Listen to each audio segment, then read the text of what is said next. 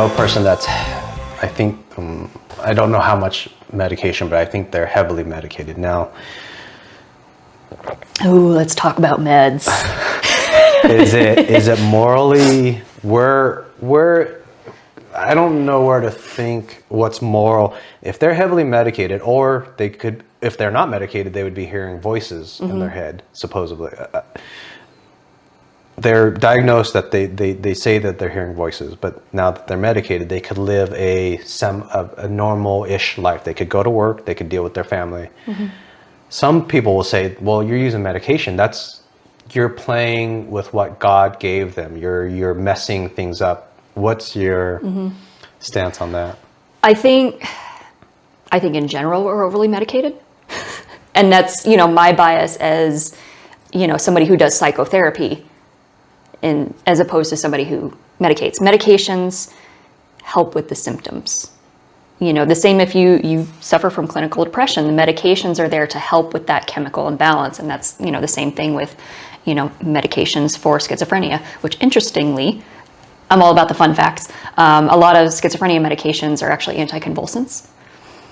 Okay. And so what they do is, like, chemically what they do is they just kind of like quiet everything down. Yep. In the brain. Yep. Right. And that's the idea behind it, is to just kind of quiet down everything that's going on there so that, hopefully those voices will subside too. Yeah. Or the visual hallucinations or the delusional thinking, whatever it is that, their schizophrenia is giving them.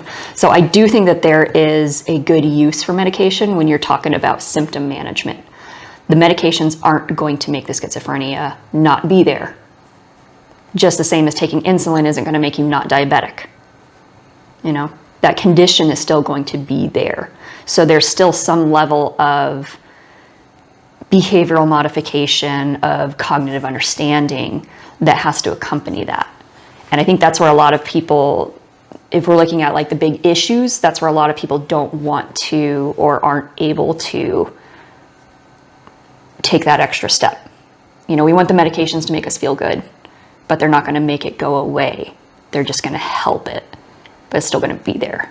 That totally didn't answer your question at all. No. But I think medications have a good role to play, especially when you're talking about something as serious as schizophrenia, because it can be completely debilitating, and not just for other people not knowing what's going on, but that person themselves, like, what reality am I in? Are these voices real? Are these ones not? And for a lot of people, they're like, it is very real. Like, I am hearing this. I am seeing this. This is real for me, even though you can't see it. And that can be really, really debilitating, especially when that turns into like paranoid ideations.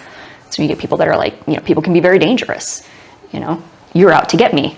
You're trying to stab me. I have to defend myself. Yeah, duh. So definitely there is a large role that medications play. And I think it's also specific to the individual. When you're looking at stuff, like these antipsychotics, they're very, very powerful. And some people would rather deal with the hallucinations than be sedated. Yeah, I had a close friend, there's, I think, no point to the story except this. I had a close friend in high school. She was prescribed some medication, and it was sad, so sad for her. And she would say, "This make her be sad."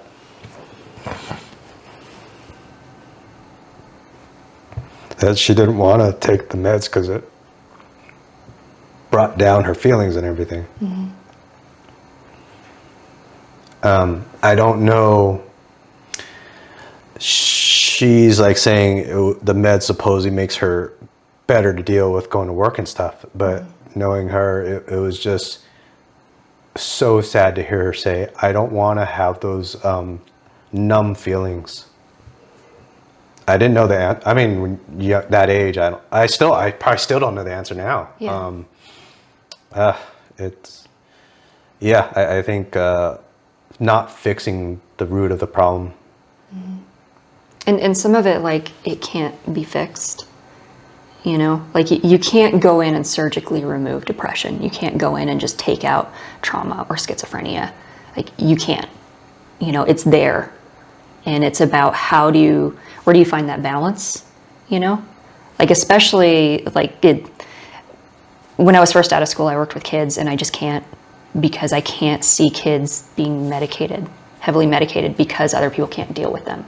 I think that's what happens a lot is you're medicated not so much for you, but because I can't deal with you because you're just too much. You know, you're a little extra and I don't know what to do with it. So I'm just going to kind of put you on something to just, you know, calm you down. Yeah. And it's hard to see people go through that. And especially when they don't have a choice. And then that becomes a label and then that sticks and that becomes their identity. Damn. But yeah, we can't just take it out, you know? When you think of, when you say people are over medicated, where do you think the majority, is there an answer? Is there something that at least that we could easily fix for the majority at all? Is there some answer? Yeah, just not give them meds. just don't give them meds. Seriously? Well, yes and no. Everybody wants that magic pill. Yeah. Right? Yeah. I want a magic pill that's going to make me have a kick-ass body, be super smart, never feel tired. I actually thought your answer was going to be get them off the meds, but use that money. Say the medical, say the average amount, whatever, $30 a month that these on average people are paying through their insurance. Get that $30 and the insurance money to facilities like yours or get more money in there and to get people into therapy. That's what I actually thought your answer was going to be. So when you said nothing, I'm like... Was it going to be so flippant? Yeah. Well, and I think that there is a culture of people, too, that is so institutionalized that all they want to do is be in therapy and intensive therapy, like in residential treatment. And they don't know how to function just on their own. So they will go from treatment center to treatment center to treatment center, and that kind of becomes their whole life. So I think it's a all around lack of ability to adapt. Really, it's that inadaptability, and it's a lot easier to just take a pill and not feel the yucky things, to not feel the ways about the things, than it is to confront them and tackle them and be willing to make thought process changes and behavioral changes. You know, that's hard. It takes work, you know?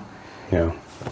I'm thinking about the part where I just got teary-eyed. Did I make sense on, because I think it was just hard for her to say that and know her so well, and for her to say that she didn't want those drugs, but she knew she knew that she was, there was some depression or other issues that I don't want to bring, I don't know if I want to bring up, of her past. And so she knew taking the drugs may help, but she didn't want to take it because she was numbed, and she hated that feeling of being numb day in, day out. So to hear a close friend say that she didn't want to feel numb, that was, anyways.